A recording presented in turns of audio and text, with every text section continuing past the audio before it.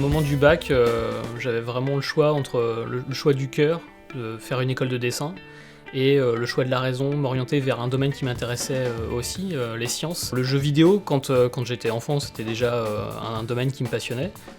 J'ai toujours en fait dessiné d'ailleurs plutôt sur ordinateur que le dessin traditionnel sur papier.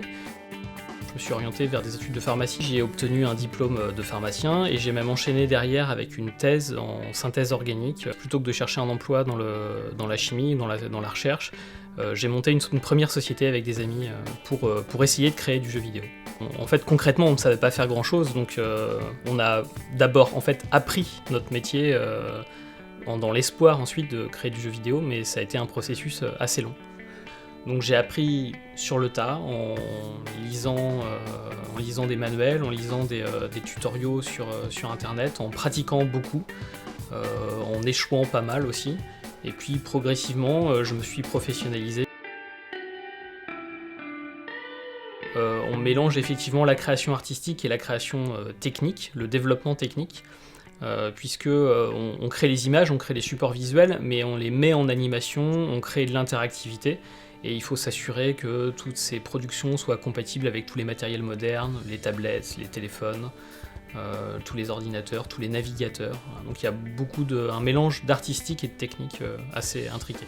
L'industrie du jeu vidéo est assez instable économiquement. Nous avons dès le départ décidé d'avoir une activité de prestation dans un domaine que moi et mes collègues en fait nous connaissons plutôt bien. Ce sont les bannières de pub qu'on retrouve sur les sites internet, alors pour promouvoir la sortie d'un film, d'un jeu vidéo, de petites expériences interactives qu'on va retrouver sur tablette ou sur les sites internet des annonceurs.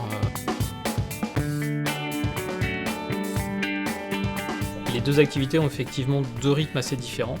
Les projets plus alimentaires de financement de l'activité sont des projets qui vont typiquement durer entre une semaine et 2 semaines, alors que la production d'un jeu vidéo effectivement est une tâche de fond qui va nous durer plusieurs années. Il y a 4 personnes qui travaillent avec moi, qui sont des gens qui ont, comme moi, beaucoup appris par eux-mêmes. Les qualités les plus importantes dans nos métiers, c'est tout d'abord le bon mélange entre la créativité et la rigueur. La créativité pour apporter des idées nouvelles, un traitement de l'image intéressant, mais la rigueur pour respecter toutes les contraintes techniques qui sont le lot de nos réalisations. À côté de ça, nous on recherche aussi une grande autonomie chez les gens, une capacité à apprendre par soi-même. C'est un domaine dans lequel les nouvelles techniques, les nouveaux outils ne cessent d'apparaître. Et il faut sans arrêt se former aux nouvelles techniques, comparer ce qui vient d'arriver, ce qui sort avec les outils qu'on utilise déjà, voir si on peut améliorer les process, améliorer ses connaissances.